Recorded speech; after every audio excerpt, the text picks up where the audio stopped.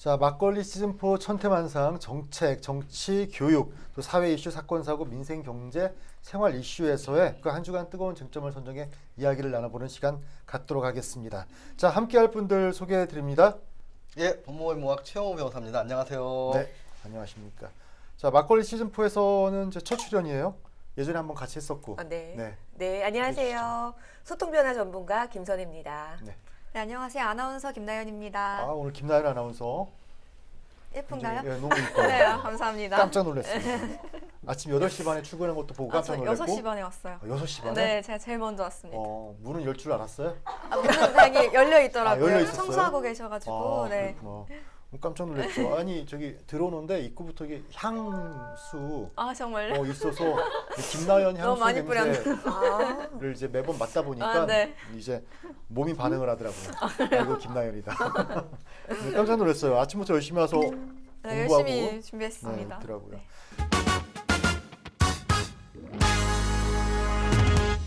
자, 오늘 첫 번째 주제를 한번 이야기를 해볼게요. 이제 사회 섹션인데 이제 새 학기가 시작이 됐습니다. 최근에 그 학교 폭력 문제가 굉장히 국가적인 이슈로도 작용을 했었고 또 라는 곳에서의 그 글로리, 더 글로리라는 드라마도 굉장히 전 세계적으로 인기를 얻고 있는데 이제 이거 관련해서 한번 이야기를 해볼 거고요.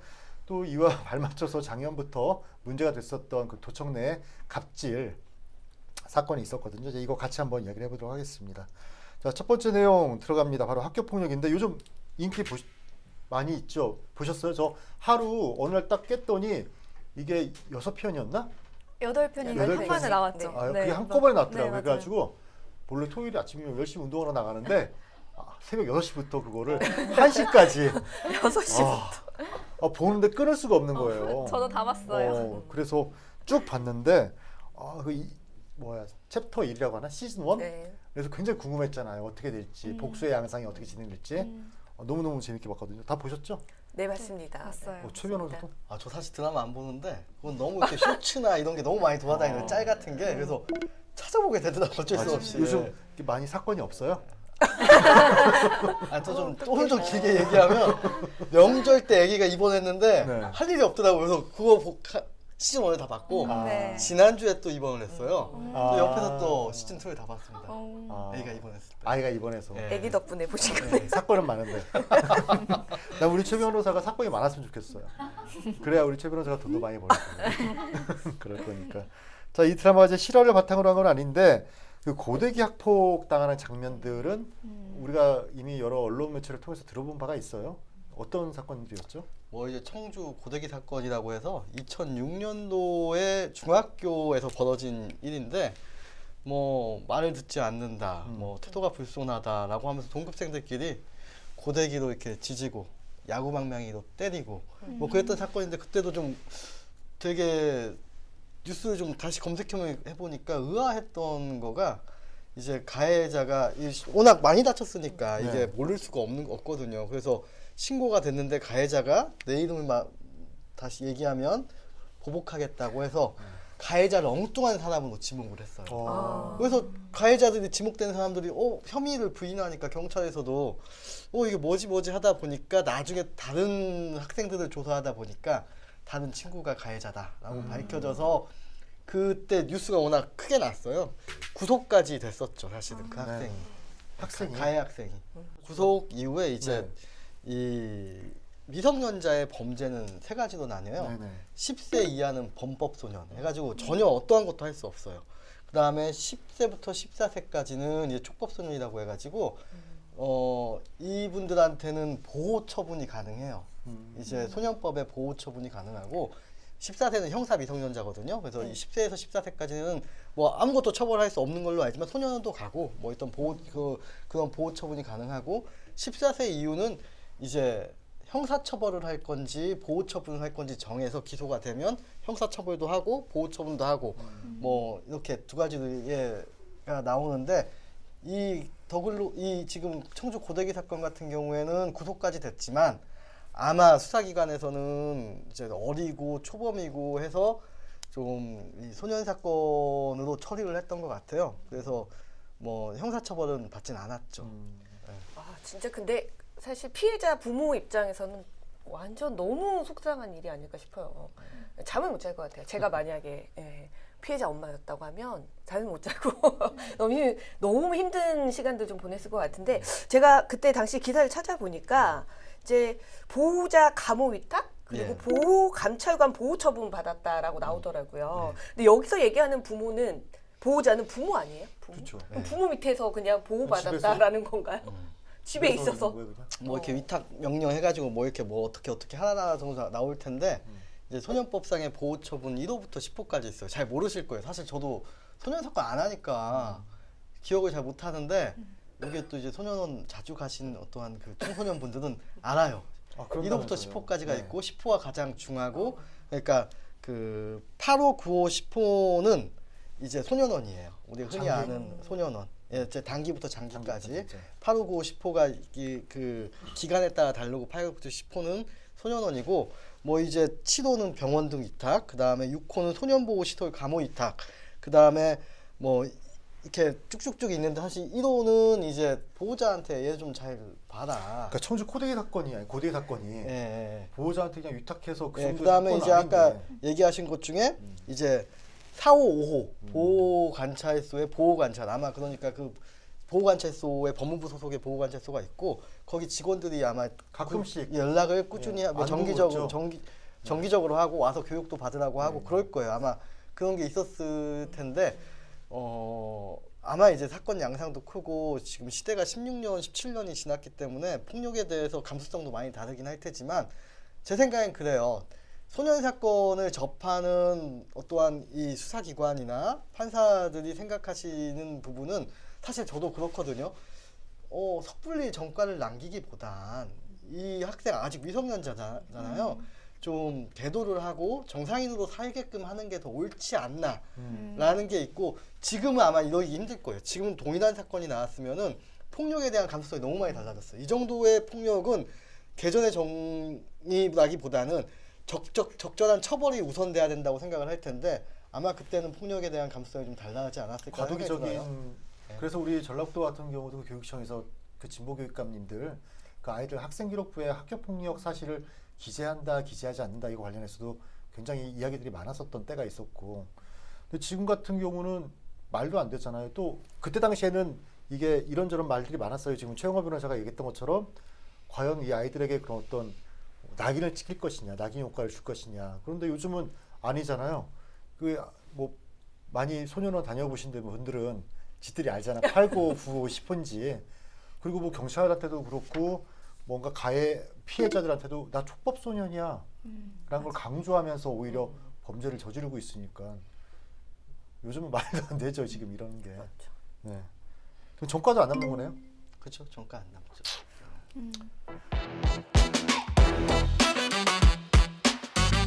어때요? 그러면 우리 김나래 아나운서 우리 전라북도 지역의 어떤 학교폭력과 관련된 실제 통계가 있죠? 네, 있습니다. 지난 4년간 전북 경찰청에서 집계된 학교폭력 가해 학생 검거 통계에 따르면요. 2019년부터 2022년까지 413명, 448명, 498명, 또 560명으로 꾸준히 증가를 했습니다.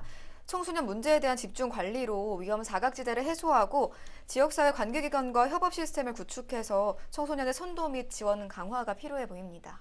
학교폭력 감수성이 굉장히 계속 예민해지면서 이게 증가하는 추세도 분명히 있다라고도 볼 수 있는 것 같고 학교폭력 뭐 저희 때도 있었던 거고 뭐 때리기도 많이 때렸고 맞기도 많이 맞았고 근데 예전하고 지금하고 이렇게 양상을 보면 크게 달라진 건 없을까요? 어떻습니까? 예전에는 뺨도 맞고 대걸레짝으로도 맞고 선생님한테 해도 아니 했죠. 애들한테? 선후배들 사이에도 그랬죠. 근데 폭력 신고 안 했죠. 사실 저도 그게 큰 범죄인지 몰랐어요 그때는. 근데 지금 생각해 보면 어마어마하게 큰 폭행 상해 사건이에요. 근데 그때는 사실은 그런 걸 가지고 신고하는 사람도 없고 선생님한테 얘기하면 왜 그래? 왜 너도 잘못한 게 있겠지. 뭐 이런 식으로 사실 대처를 했었거든요. 경찰서에 가도 사실 그랬을 거예요. 뭐 어머니 아버지가 끌고 가지 않는 한 내가 가가지고 잘못 뭐 얘가 때렸어요 그러면 뭐. 야 친구끼리 사과해 하고 끝내. 친구끼리 뺨 때리는 거 좀 아니다. 하여튼, 뺨도 이게 예. 이렇게 근데 때리는 그렇겠죠. 게 있잖아요. 근데 지금의 양상은 그래요. 여기서 뭐 누가 이렇게 막 욕하고 뭐 하다고 욕을 했어? 신고를 해요. 예. 서로 막 여기가 먼저 놀렸는데 욕했다고 이제 신고를 하고 아니면은 지나가다가 얘가 툭 밀쳤는데 얘가 넘어졌어요. 여기서 사실 저는 몰랐어요. 과실이에요 해도 일부러 밀었어야 하고 신고가 돼요. 뭐 이런 것들이 사실 학교 폭력으로 진행이 많이 돼요. 그렇게 보면 저 1학년 때 그 몇 년 선배가 그 예전에 뭐 일일 티켓 다방 뭐 그런 거 있었잖아요. 티켓 뭐 그거 강매시키잖아요. 참 지금 생각하면 그거 경찰서에 신고해야 할 일인데 1인당 몇 장씩 팔아오라고 한 거야 우리 학년들한테. 못 팔아왔더니 이거 막 대걸레자루 근데 50대인가 60대인가 맞았는데 집에 거의 버스 타고 기어왔거든요. 그래서 우리 할머니한테 이야기했지. 그러니까 할머니께서 다 맞고 크는 거라고. 일제시대 때는 더 했다고 했겠죠. 그 맨솔에담, 안티프라민 그거 발라주 호랭이야. 그거 발라주면서 다 남자 학교에서는 다 그런 거야. 이제 그렇게 해서 이렇게 강하게 커야 되는 거구나. 그 생각을 했지만 지금 생각하면 그건 말도 안 되는 거잖아요. 맞아요. 근데 사실 저는 이제 남자애를 키우다 보니까 좀 싸우고 들어와요. 싸우고 들어오면 이 정도는 그냥 싸우고 갈 수 있어라고 하는데 어느 정도까지? 뭐 뼈가 부러진다? 이 정도? 아유 그 정도는 안 되죠. 그러니까 싸우고 와서 몽도 살짝 들어오고 뭐 좀 긁히기도 기스도 하고. 오고 오잖아요. 그럼 제가 약 바르고 친구들끼리 그럴 수도 있어. 그러면 아들이 더 이거 학교 폭력 아니야? 이렇게 얘기를 해요. 아이들도 교육이 워낙 잘 돼 있다 보니까 또 들은 얘기들도 많다 보니까 부모는 그냥 그럴 수 있어라고 또 넘어가는 부분에 있어서 아이들이 더 잘 알고 그럼 내가 신고할 거야. 이런 경우도 사실은 저는 경험을 했었거든요. 학교에서 뭐 아이들끼리 서로 투닥거리다가 뭐 좀 찝어지거나 네네. 상처 나면 선생님들이 난리 나요. 선생님들한테 막 전화 오잖아요. 전화는 와요. 네, 전화는 오잖아요. 미리 받고 상황을 이해를 했기 때문에 아이한테 뭐 이런 상황이어서 이럴 수 있어라고 얘기해도 아이는 본인이 눈에 보이는 상처이기 때문에 이건 학교 폭력 아니냐. 반대로 저한테 그런 얘기를 하는 경우가 있으니까. 우리가 오히려 지금 애들보다는 무디인 거예요. 그렇죠. 그렇죠. 세대 감수성이 차이가 예, 다른 아이들이 거죠. 확실히 제가 다르죠. 그 미국에 한번 무슨 선배네 집에 이렇게 한번 간 적이 한번 있어요. 근데 미국 그 집에 아이가 너무 작더라고요. 초등학교 6학년 치고는 작고 애기 같아요. 그래서 저는 내심 좀 걱정이 되더라고요. 저런 아이가 학교 다니면서 아이들한테 혹시 좀 이렇게 그런 남자아이가 특히나 그러니까 좀 걱정이 돼서 이런 애들이 넌지시 한번 얘기했더니 여기는 그렇지 않다고 말만 잘못해도 이렇게 전학 가야 된다고 딱 그렇게 얘기하더라고요. 그러니까 폭력에 대해서는 단호해야 돼요. 예. 예. 맞아요. 필요해요. 이 정도까지는 우리가 여지를 두면 안 된다. 폭력은 미국은 그렇대요. 하여튼 그렇게 얘기했었죠. 거기도 미국 걔네들은 껐다가면 총 쏘는다는데 지금 단호하게 처벌하겠죠. 그럼. 단호하게. 너무 단호하니까 애들이 총 드는 거 아니에요? 그렇게 저는 봅니다.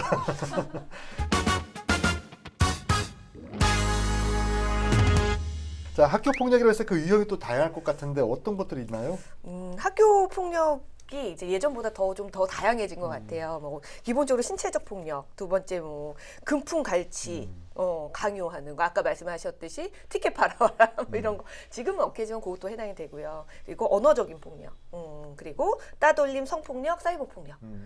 이제 새로 나온 폭력이 사이버 폭력이라고 사이버. 보시면 되고 네. 사이버 폭력 같은 경우는 그 사이버 안에서의 따돌림 이게 또 심각한 문제라고 하더라고요. 그래서 저는 남자아이를 키워서 그거에 대한 예민함 조금 덜한데 여자아이들 키우시는 부모님들은 심하다고 하더라고요. 이게 네. 너무 심각해서 아예 그냥 휴대폰을 사주질 않는다고 아, 이런 상황도 있다고 하더라고요. 우리 김나연 아나운서 같은 경우는 저희하고 한 세대 차가 한 3-40년 나잖아요. 네. 뭘 또 내요? 40년, 20년 정도로 하죠. 네. 청소년 시기 어땠어요? 저희 중학교 때도 학교 폭력 그런 게 많았는데 네. 물론 신체 폭력 그런 것도 있었는데 말씀하신 것처럼 SNS를 많이 하다 보니까 페이스북 이런 데서 괴롭히고 싶은 학생에 대해서 좀 비방글을 과장해서나 허위 사실을 막 써놓고 뭐 좀 마음 아프게 만들기도 하고 다른 친구들이 그 친구 글을 보고 그 친구를 멀리하게 되기도 하고 또 막 또 단체 채팅방에 초대해서 욕설하고 나가면 또 초대하고 뭐 이런 걸 그런 정신폭력을 많이 했던 것 같아요. 했던 거 같아요? 제가 한 게 아니라 네 그런 일들이 좀 종종 일어났던 것 같아요. 오늘 뭐 고백하는 시간 될 뻔했어요. 이렇게 사소해 보이는데 이런 부분들은 변호사들 볼 때도 이거 입증해내기가 굉장히 힘든가요? 어떻나요? 그 사이버상에서는 다 남아 있기 때문에 오히려 쉽나? 근데 이제 사실은 범죄가 되냐 안 되냐죠. 네. 근데 이제 뭐 명예훼손 같은 건 명확하잖아요. 뭐 니네 엄마를 욕하거나 뭐 너에 대해서 욕하거나 하면 되는데 사실은 퇴장을 시키거나 다시 들어오거나 뭐 이렇게 그런 것들이 사실 범죄라고 볼 수는 없잖아요. 그렇죠. 근데 이제 이런 건 학교 폭력 범죄 안에 들어가서 아마 여기서 어떠한 그 학교 내에서 어떠한 처분은 이루어질 수는 있어도 범죄라고 보기는 좀 어려울 것 같아요. 근데 다만 이게 물리적 폭력에서 이제 정신적인 어떠한 폭력으로 바뀌가는 양상이거든요. 근데 절대 작은 부분은 아니에요. 오히려 저희 어렸을 때 뺨 맞는 것보다 더 훨씬 큰 유해일 수는 있어요. 자, 이렇게 자꾸 이제 신체에서 이게 좀 약간 보이지 않는 쪽으로 넘어가는 그 유형들 변화되는 것 어떻게 왜 이렇게 변하는 걸까요? 뭐 SNS 이런 게 일상이라서 그렇긴 한데 때리면 안 되잖아요. 그러니까 단순하지. 그러니까 지능적으로 바뀌는 게 아닐까요? 맞아요, 맞아요.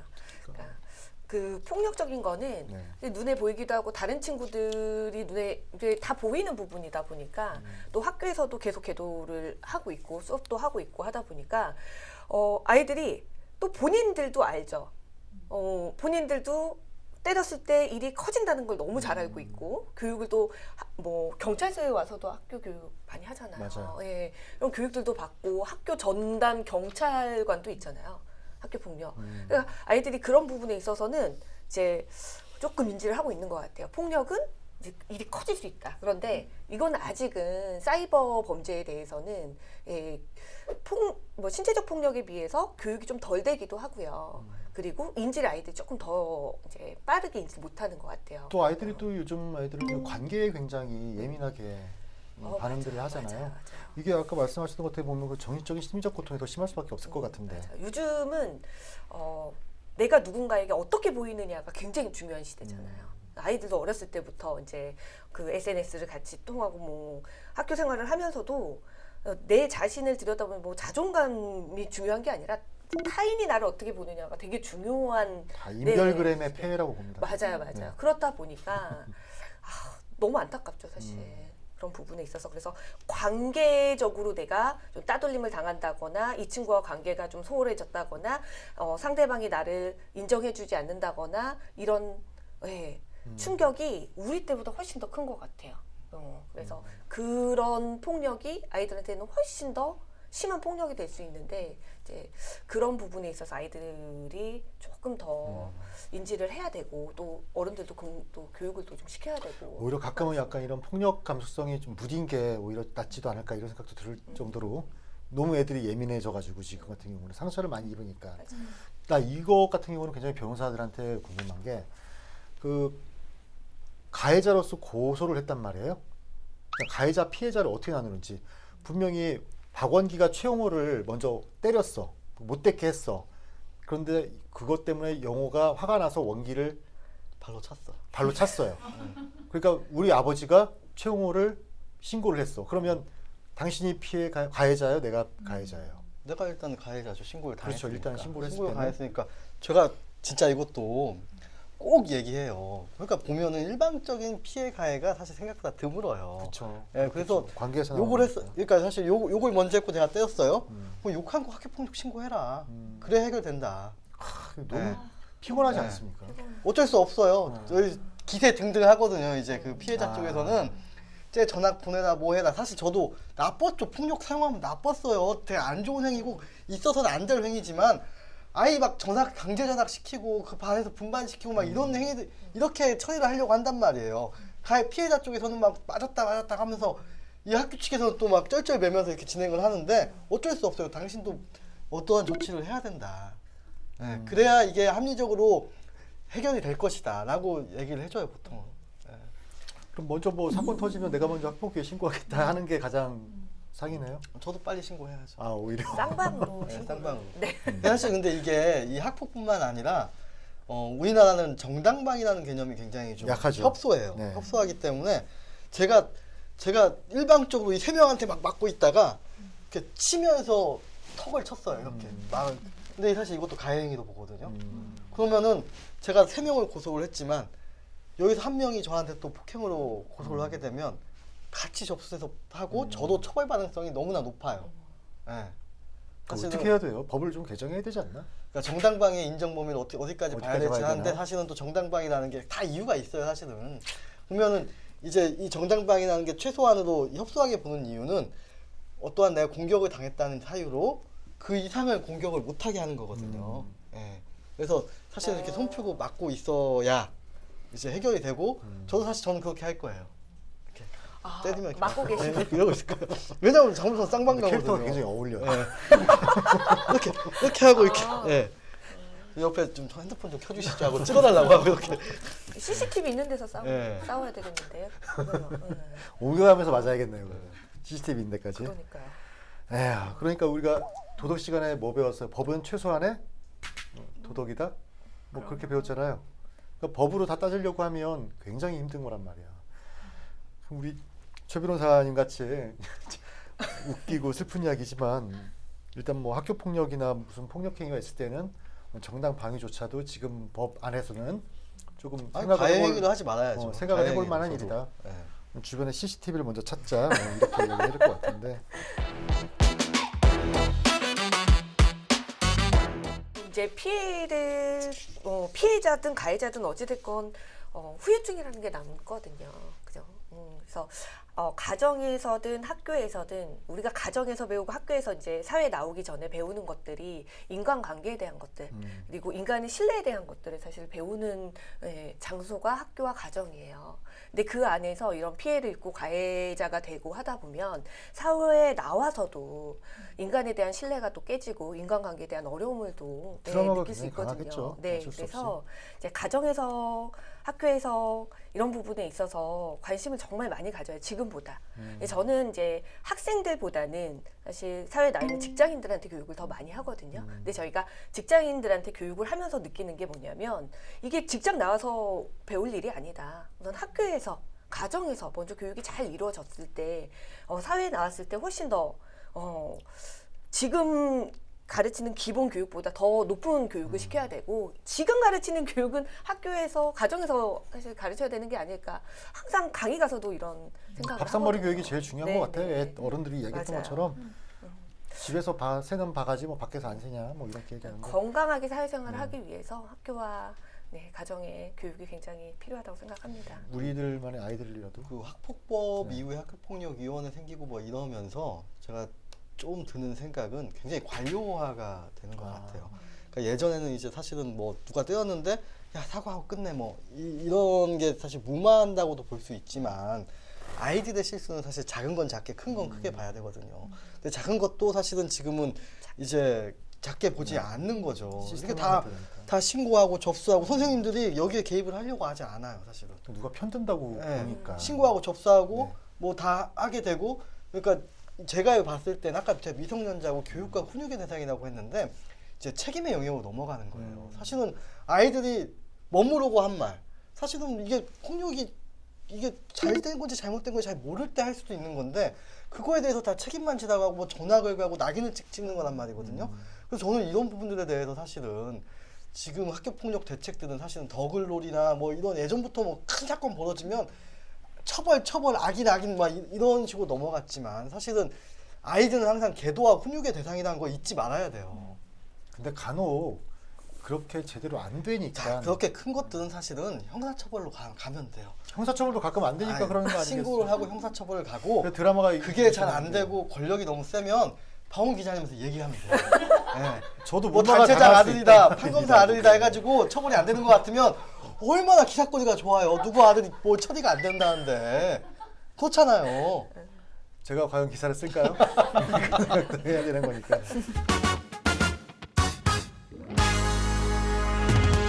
자 이제 두 번째 이야기로는 회사에서의 이제 직장 폭력. 아까 학교에서는 학교 폭력이었는데 사회에서도 역시 폭력들이 많이 있어요. 어떤 것들이 있죠? 직장 뭐 많이 소통 강의하시다 보면. 네. 그래서 직장 내 괴롭힘 방지법이 있잖아요. 네. 네. 그 안에서 이제 관련해서 업무와 관련 없는 것들을 지시한다거나, 네. 그리고 개인적인 일을 부탁을 한다거나, 원래 해야 되는 일 외의 일을 시킨다거나, 네.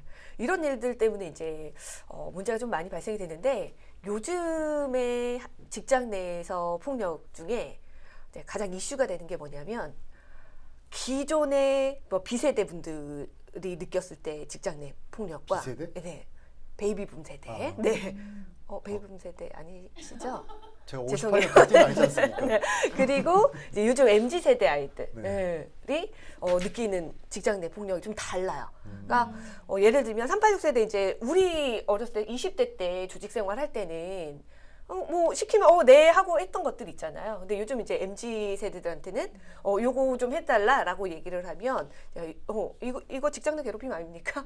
라고 나와요. 그것 때문에 고안에서의 갈등도 굉장히 심각하고 사실 그것 때문에 이제 이거 직장 갑질이다 폭력이다 막 얘기를 하는데 MZ 세대는 윗세대들은 이게 무슨 직장 갑질이고 폭력이냐라고 얘기하는 경우도 굉장히 많거든요. 그래서 그것 때문에 사실 되게 이슈가 많고 그거를 정리하는 교육도 사실 있어요. 우리 조직은 이렇게 하자. 큰 것 같더라고요. 네. 어때요? 우리 김나연 아나운서 입장에서는 사회 초년생인데 뭐 직장 안에서 뭐 어떻게 지금 하고 있는지. 여기가 직장인데 전 지금까지 좋은 분들이랑 만났어가지고 저는 잘 감사하게도 즐겁게 직장 생활을 여기뿐만 아니라 다른 데서도 했었고요. 왜 말을 더듬게 되죠? 근데 만약에 생업과 관련된 곳인데 뭐 힘든 일이나 뭐 직장 내 괴롭힘이 저한테 일어난다면 직장을 막 바로 때려칠 수는 없는 거잖아요. 관둘 수는 없는 거잖아요. 그래서 너무 마음이 안 좋을 것 같고 그래요. 저는 지금까지는 감사하게도 잘 지내고 있습니다. 너무 이렇게 지켜보세요. 그러니까 너무 눈치 너무 보시는 거 아니에요? 이렇게 강력하게 아니 예전에 쳐다보시니까. 자기 이전 직장과 관련해서 제가 한 이야기를 들은 게 있어서 그래서 방송이라고 지금 그 전 직장에서도 굉장히 잘 지냈었다고. 네네. 잘 지냈습니다. 근데 말씀을 자꾸 하실 때 더듬고 눈치 보시고 막 이러시는데 아니 저는 저기 써진 시나리오대로 지금 여쭤본 거라. 그런데 지금 이렇게 이야기하는 게 소통 전문가가 봤을 때는 잘 하고 있는 거죠? 네, 직장 상사 사회생활에. 계시는 자리에서 네, 아주 현명하게 대처를 잘 하셨고요. 직장 상사까지는 아니고 그냥 동료죠. 동료. 네. 적절하게 잘 대처를 네. 하셨고 이제 우선 저는 개인적으로 교육을 하는 입장에서 직장은 어찌 됐건 목적이 있잖아요. 네. 목적이 있기 때문에 일을 잘해내는 것도 되게 중요해요. 자기 일을 최우선 그렇죠. 아닙니까? 그 일을 잘해내는 게 우선은 직장 동료한테 피해를 주지 않는 거라고 생각합니다. 근데 너무 자기가 자기 일에만 또 몰두를 하게 되면 사실 조직은 혼자 할 수 있는 곳은 아니잖아요. 같이 어우러져서 좀 협업이 이루어져야 되는 곳인데 그래서 그 협업을 잘 이뤄내기 위해서는 소통이 되게 중요한 거고 소통을 또 잘하려면 어떻게 해야 돼요? 배려를 해야 되고 경청해야 되고 뭐 이런 것들이 다 이게 맞물려 있다고 보거든요. 근데 우선 직장 일을 잘 하면서 또 인간관계에 있어서는 적절한 거리를 유지를 잘 하시는 거. 그것도 이것도 상당히 굉장히 중요하다고 힘들더라고요. 생각합니다. 네. 거리 유지하는 게 그렇죠. 너무 가까이 불가근 하는 게. 네. 네. 근데 또 윗세대 분들은 부모님 뭐 하시냐 호구조사 들어오시고 더 가까워지고. 네, 가까워지고 싶. 근데 MZ 친구들은 왜 저기에 궁금하지? 그게 직장 생활하는데 뭐가 필요하지? 그래서 그런 합의점을 또 찾아내는 것도 중요한 것 같아요. 조직 안에서. 그런데 우리가 MZ 세대라고 너무 이분법적으로 나눠서 그러는데 그런 친구들은 또 그렇게 많이 본 적은 없어요. 뒤에서 얘기를 하죠. 아, 뒤에. 네, 뒤에서 얘기를 하죠. 앞에서는 지금 확 와닿는데요. 지금 어떤 상황인지. 네, 아. 뒤에서 얘기를 하고 앞에서는 하고 본인들끼리 모여서 욕을 엄청 하는 아, 거죠. 그랬구나. 눈치가 좀 없으셨습니다. 그렇네요. 네.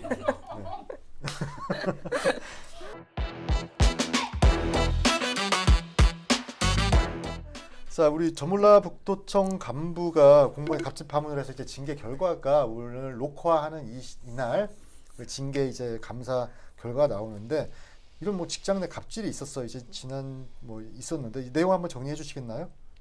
김나연 아나운서가? 네, 전북도청 공무원 A씨가 부서 안에 4-5명이 들어갈 수 있는 골방이 있는데 수시로 집합해서 B 팀장으로부터 폭언을 들었다고 폭로를 했습니다. 그는 B 팀장이 공직사회 정보에 대한 욕심이 많았다면서 하나부터 10까지 다른 팀장이 아닌 자신에게 보고하라고 강요를 했고요. 그렇지 않으면 무시하냐, 내가 만만하냐면서 위압적인 분위기를 조성했다고 전했습니다. 또 친밀감을 넘어서 수시로 어깨를 툭툭 치기도 했다는데요. 피해자들은 B 팀장이 인사팀 출신이어서 혹여 나중에 불이익을 받을까봐 피해 내용을 함구했는데 어떤 피해자는 현재 심리치료를 받는 것으로 알려지고 있습니다. 근데 사실 공직사회에서 이게 이렇게 알려지기가 쉬운 일은 아니거든요. 쉬운 일 아닌데요. 이게 어떻게 알려졌어요? 저 같은 경우는 이걸 작년 11월에 이미 알았어요. 알고 있었고 이걸 기사를 써야 되나 말아야 되나 싶었는데 그때 당시 조금 어수선한 분위기였거든요. 뭐 김관영 도지사도 굉장히 엄중하게 엄중하게 하라고 지장님께서도 미소가 굉장히 아름다우세요. 네. 자, 뭐 이 이야기는 여기까지 하도록 하죠. 이제 자세한 내용이 있다라면 아마 자막 처리로 그 처리 결과 아마 얘기 드릴 거고 저희가 아마 또 기사로도 여러분들께 전달해 드릴 겁니다.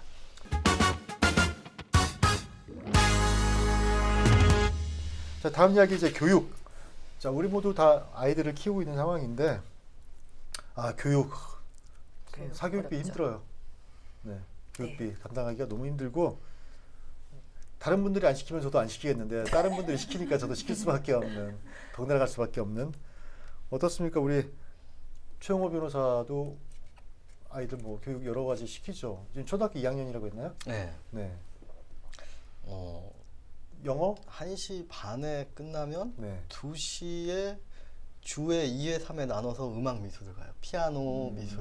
그다음에 3시, 4시에 한 학원에서 아니죠. 다 별개로? 피아노 미술 별개로 있죠. 네. 이렇게 가고 3시, 4시에 태권도를 가고 네. 4시에서 5시까지 영어 학원을 갔다 돌아옵니다. 다재다능하게 키우네요. 네. 주말에는 축구를 하고. 네. 아이가 즐거워해요? 다 너무 자기가 즐거워요. 원해서 하는 너무 거니까. 즐거워요. 요새 가만 보니까 사실은 학교가 부수적인 것 같고 이런 학원들 중심으로 아이들끼리 뭐 사실은 친교 관계도 형성이 되고 거기에 대해서 사실 또 너무 이렇게 요새는 전 어렸을 때 학원이든 학교든 보면은 이렇게 좀 선생님들이 이렇게 좀 가기 싫고 좀 무서운데도 너무 친절하게 잘하시는 것 맞아요. 같아요. 선생님들이 특히 애엄마가 또 그걸 중점적으로 봐요. 음. 애한테 이렇게 좀 잘해주시는 맞아요. 선생님들이 계신 곳으로. 네. 그럼 벌써 음악, 미술, 체육, 태권도, 영어, 체육이 축구, 영어니, 네. 체육이 태권도니까 네. 네 가지 하는 거네요. 축구. 축구. 그럼 분화시켜서 예체능 쪽에 2개, 체육 쪽에 2개, 그다음에 영어 하나, 네. 5개. 우리 김선혜 대표는 저는 이제 중학교 1학년이기 때문에 수학 기본 수학. 하고요. 수학, 영어. 우리 이것도 태민이도 저는- 어렸을 때부터 해동검도 열심히 했잖아요. 네. 네. 검도 이번에 3단 땄습니다. 아 그래요? 네. 6년을 다녔어요. 6년을. 그래서 검도도 지금 해요. 저는 이제 운동 필히 남자애여서 했으면 좋겠다라고 했더니 일주일에 뭐 매일 가지는 못해요. 매일 가지 못하지만 검도 하고 축구하고. 그래서 영어, 수학, 체육 2과목 이렇게 시키고 있어요. 아 축구까지. 축구까지. 이게 남자애들은 또 학교 끝나면 모여서 축구를 하고 또 집에 오더라고요. 맞아요. 거기에 껴야 되니까. 네. 네. 필히 시켜야 됩니다. 아 축구 잘하면 왕따 일단. 절대 안 당. 거의 맞아요, 왕따 안 맞아요. 당한다고? 사회생활 저희 직장 생활해서 똑같습니다. 축구 잘하면 어디든 환영받는다고 제가 들어가지고. 네. 아이들이 같이 막 몰려다니면서 노는 거가 중요하니까 아무래도 그 맞벌이 부모가 늘면서 그리고 아이들을 어디에 맡길 데가 없는 상황에 애들이 학교 끝나면 가 있는 곳이 학원들이니까 결국 아이들이 또 가고 싶어 하더라고요. 예전같이 우리가 하기 싫어 죽겠는데 엄마 아빠가 사교육을 막 일부러 저도 그런 건 좋아하는데 등 떠민 게 아니라 아니더라고요. 애들이 하고 싶어라 해요. 거기에 내 친구가 다니고 있고 맞아요. 그렇기 때문에 하는 건데 우리 김나래 아나운서도 많이 다녔죠? 학원. 네, 저도 예체능도 많이 다니고 뭐 독서 논술, 영어, 수학은 학원도 다니고 과외도 하나씩 했었던 것 같아요. 그러니까 그때 네, 대학 입시에 맞는 네, 것들을 그 다 한 중학교 거네요. 때도 했고 고등학교 때도 했고. 네. 사교육비 만만치 않잖아요. 네. 어떻습니까, 최 변호사? 한 달에 얼마 지출하죠? 뭐 구체적인 금액은 그렇고 네. 그냥 좀 약간 100여만 원대? 네, 마음이 좀 안 좋습니다. 이제 둘째도 들어가면 또 더 들을 건데. 그렇죠. 사실은 지금 굉장히 제도가 좋은 게 네. 저희는 지금 어린이집 다니는데 첫째도 그렇고 그 7세까지 그러니까 학교 들어가기 전까지는 한 5시까지 어린이집에 맡겨놓으면 되니까 전혀 돈이 안 들더라고요. 애 키우는데 왜 돈이 들어? 할 정도로 너무 이렇게 흡족했는데 학교 가니까 이제 그렇죠. 마음이 좀 초등학교 달라지더라고요. 들어가니까. 네. 무상 교육을 고등학교 때까지는 정부가 사교육까지 책임져주는 그런 어떤 복지국가가 됐으면 좋겠는데 그 얼마 전에 사교육비가 얼마나 나가는지 우리 네. 지역 평균 통계 나왔죠? 네, 지난해 전북 지역 학생들의 월 사교육비는 전국 평균의 80% 수준인 41만 8천 원으로 조사됐습니다. 도내 고등학생의 월 사교육비는 56만 9천 원, 중학생 44만 3천 원, 초등학생은 34만 4천 원이었는데요. 사교육 참여율은 전체 학생의 70.8%를 차지해서 전국 평균보다는 7.5%포인트가량 낮았습니다. 또 한편 지난해 국내 사교육비는 26조 원에 육박했고요. 역대 최고치를 기록했다고 합니다. 그럼 평균보다 좀 더 쓰는 조금 걸로 저 같은 경우는 어, 아이 하나한테 음. 지금 제 중학생이니까 아까 중학생이 44만 3천 원인데 네. 저는 한 60만 원 돈 나가는 것 같아요. 이거 평균이에요. 이거는 그쵸. 이제 학부형들은 말도 안 된다라고 맞아요. 말도 안 돼요. 부분이에요. 네.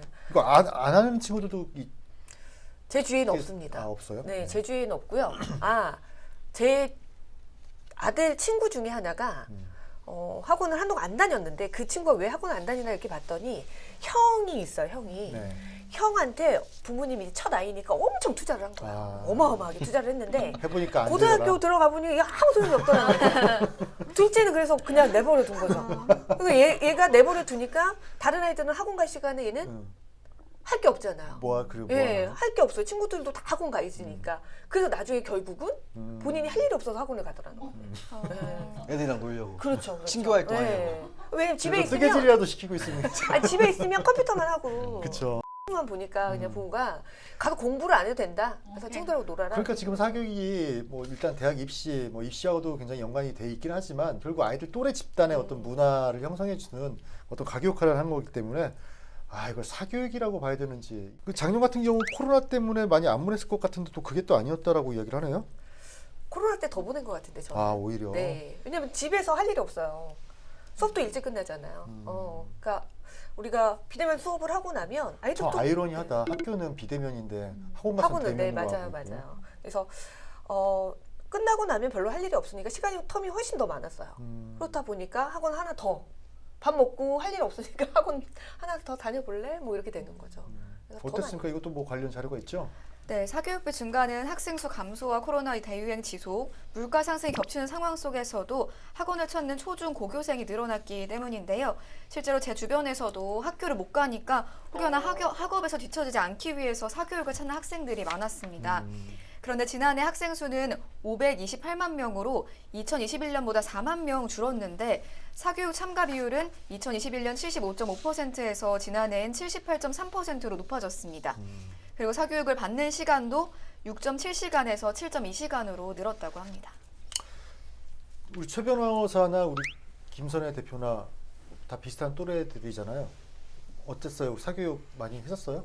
아까 김나연 아나운서 같은 경우는 뭐 많이 그때는 했죠. 뭐 다 했을 네. 시대고 우리 때도 사교육들을 했었잖아요. 저는 집이 좀 가난해가지고 네. 네, 배우고 싶은 게 참 많았는데 저는 못 갔어요. 어. 네, 그래서 저는 제가 못 배운 거 좀 아들한테 가르치고 싶은 마음이 좀 막 욕심이 컸거든요. 그래서 저는 이제 학원을 너무 다니고 싶었던 데가 예체능 쪽. 공부는 뭐 그냥 알아서 좀 따라갈 수 있었는데 예체능 쪽에 너무 재능이 없으니까 음악 시간이 그렇게 싫더라고요. 그래서 피아노도 배우고 싶고 막 했는데 사실 저희 입장에서는 사남매다 보니까 몇째세요? 네, 셋째입니다. 이렇게 호적조사 하는 거예요. 셋째다 보니까 제가 가고 싶다 그러면 동생도 보내야 되고 뭐 이런 상황이니까 가고 싶어도 못 갔거든요. 가고 싶었구나. 네, 그런 가고 게 있었나 싶었어요. 봐요. 왜냐면 친구들 다니니까. 저도 사실 끝나고 나면 할 일이 저 혼자 없는 거예요. 다 피아노 학원 가고. 그래요? 네, 초등학교 때? 그랬는데 초등학교 때. 초등학교 때. 중학교 때는 저 아예 사교육은 안 했고요. 네. 하긴 뭐 사교육하면 왜 난 자꾸 고등학교 때만 생각나는지. 선배님 많이 야간 하셨어요? 자율학습에? 선배님 사교육 많이 받으셨어요? 저 많이 받았어요. 저는 뭐 피아노부터 해가지고 다 했어요. 미술학원도 하고 수학 과외도 받고. 근데 이 모양 이 꼴이잖아요. 그러니까 굳이 사교육은 친구 만나러 가는 것만 중요하지. 뭐 맞아요. 아이에게 뭔가를 기대하거나 그러지 마시라고 이야기를 하고 싶네요. 그래서 들러리서로 다닌다, 뭐 이렇게 들러리서로 다닌다 이렇게 들러리서로. 얘기하죠. 네.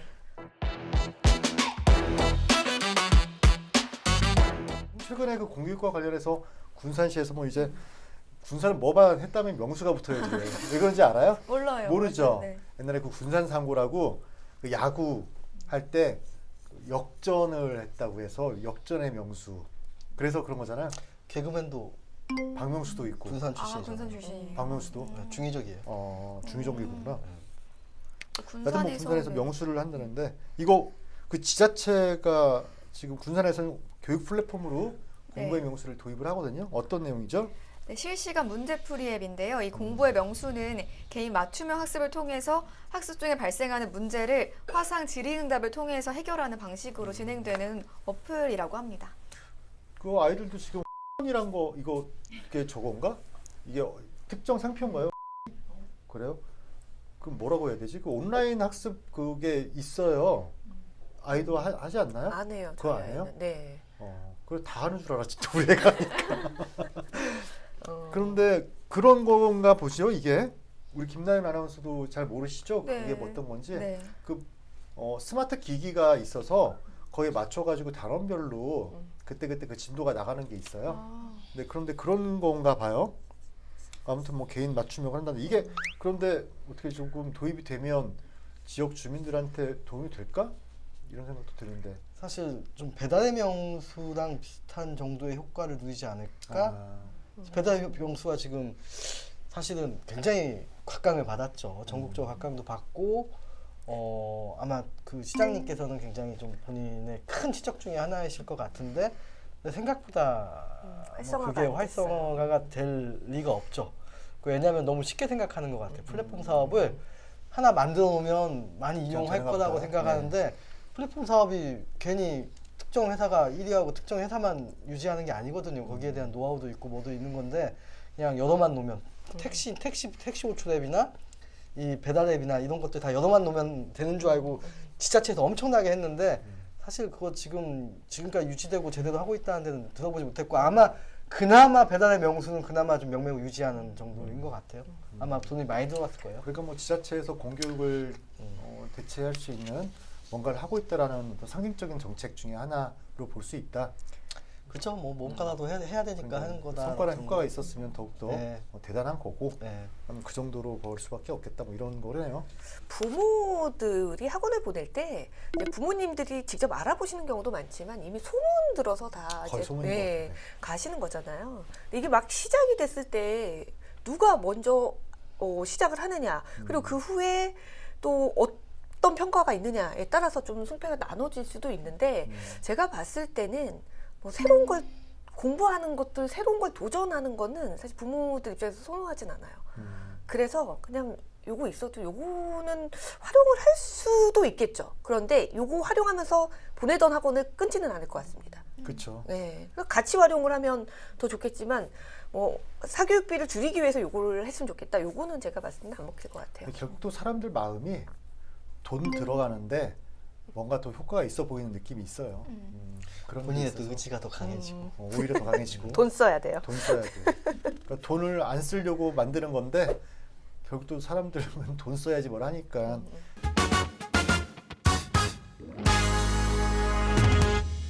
자, 오늘 뭐 사회 섹션과 교육 섹션 두 가지 이야기를 많이 나눠봤습니다. 오랜만에 나오셨는데 어떠셨어요? 우선은 이제 학부모 입장에서 좀 하고 싶은 얘기를 할 수 있어서 좋았고 또 우리 변호사님 매력에 빠져서 가네요. 제가. 진짜요? 변호사님 너무 질투나는데요. 네. 너무 감사합니다. 네, 우리 최 변호사. 아주 그냥 감사합니다. 긴말 안 하겠습니다. 김나연 아나운서도 오늘 뭐 준비하느라고 많이 했었고 6시 반부터 나와서. 네. 오늘도 네. 즐거웠습니다. 네, 고맙습니다. 우리 김선혜 대표님께서는 또 다음에 또 같은 주제, 비슷한 주제, 네, 또 좋은 언제든지. 주제 있으면 언제든지 저희가 불러주시면 일정 비워주시고 꼭 나와주셨으면 좋겠습니다. 네, 알겠습니다. 언제든지 불러주십시오. 네. 네. 자, 막걸리 시즌4 천태만상 그리고 손태만상 오늘 이 시간 여기서 마치도록 하겠습니다. 수고하셨습니다. 수고하셨습니다. 감사합니다. 수고하셨습니다.